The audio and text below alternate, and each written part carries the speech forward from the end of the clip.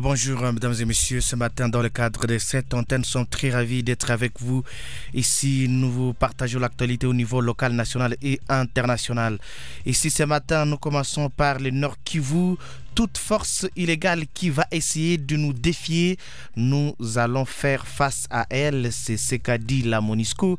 La force de la MONUSCO passe à l'étape de la matérialisation de l'opération Springbok qu'elle a conjointement lancée avec le FARDC contre la rébellion du M23. Elle est prête à défier toute menace et protéger la population de Goma. A assuré son commandement ce lundi 6 novembre.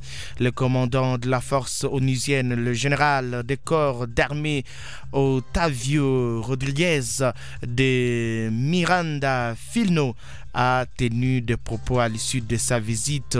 Le conseiller principal du gouverneur en charge des opérations militaires sur une des positions défensive des casques bleus autour des sacs à près de 30 km de Goma dans les territoires de Massissi. Cette position défensive est installée dans une vallée et autour des collines surplombant les villages de Kimoka à 2 km de Sac sur l'axe Kiloliroué-Kichanga.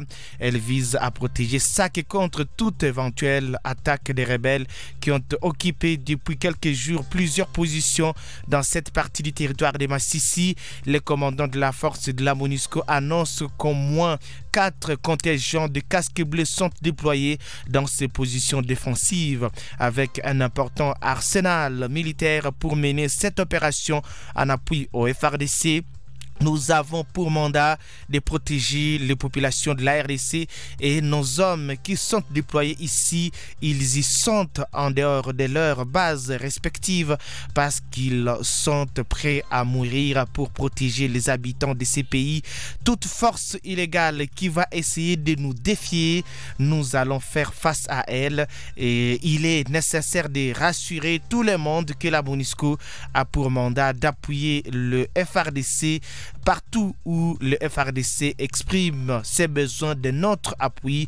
Nous serons pour appuyer le FARDC et rien que le FARDC. Toujours par rapport à cette actualité, il faudra dire que des mouvements citoyens sont contre la nouvelle opération MONUSCO et FARDC. On en parle ici ce matin.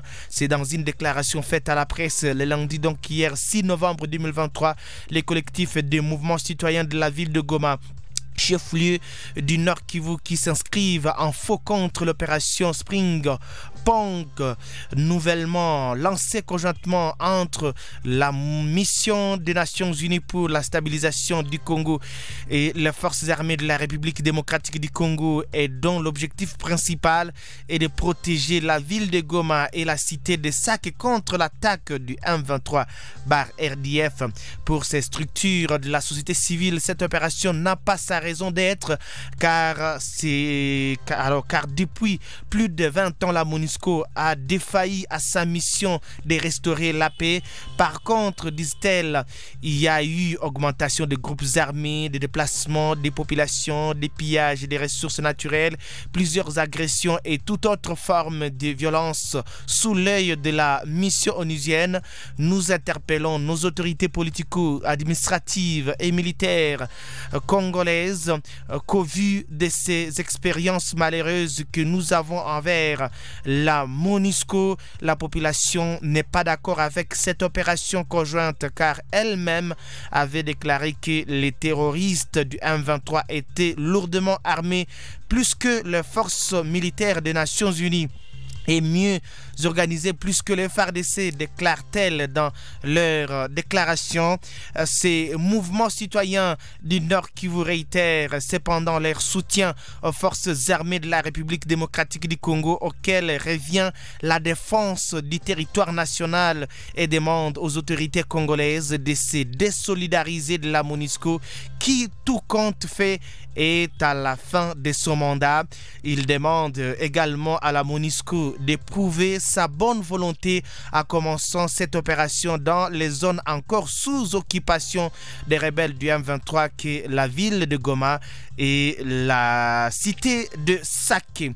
Voilà, on parle toujours par rapport À l'actualité, alors nous parlons de la situation humanitaire. C'est la coalition M23 RDF qui plonge Goma dans le noir. On en parle ici ce matin. C'est au nord Kivu, dans l'est de la RDC. La deuxième ligne moyenne tension a été la cible des frappes de l'armée rwandaise et des rebelles du M23. Une situation qui plonge la ville de Goma, capitale provinciale, dans le noir, accentuant ainsi la catastrophe humanitaire. Dans un communiqué publié lundi 6 novembre 2023, donc hier, Virunga Energy, une société de production, transmission, distribution et commercialisation d'électricité tenue par le parc national de Virunga, alerte et a alerté sur les conséquences sérieuses humanitaires que cette coupure d'électricité occasionnera. Il s'agit notamment de l'impossibilité d'alimenter les pompes de la ville de Goma, distribuant l'eau courante, notamment à Keshero et au camp des réfugiés de Bouchagara, d'allumer l'éclairage public et fournir l'électricité aux hôpitaux, dont peut possiblement découler des pertes de vies humaines, a prévenu Virunga Energy. Malgré la gravité de ce back-out imposé par la coalition M23/RDF, Virunga Energy dit ne pas être malheureusement en mesure de rétablir l'électricité à l'heure actuelle et est incapable de dire quand ces équipes auront accès aux zones endommagées, tout en présentant ses excuses pour les désagréments observés dans la desserte de l'électricité sur la ville de Goma et de ses environs. Cette société précise par ailleurs qu'elle garde ses équipes en alerte et en attente afin de procéder aux réparations les plus vite possible dès que la situation sécuritaire le permet. Après une semaine d'accalmie, des hostilités ont été reprises au nord Kivu. Dimanche, la coalition M23/RDF a pris le contrôle des villages Nyakabingu, Kabalekasha, Burungu et Rushebeshe dans les territoires de Masisi. Cette crise sécuritaire a été au centre d'un entretien téléphonique ce lundi entre le secrétaire d'État américain Anthony Blinken et le président rwandais Paul Kagame. Les deux personnalités ont souligné la nécessité de trouver une solution politique. On prend une transition et puis on revient juste après.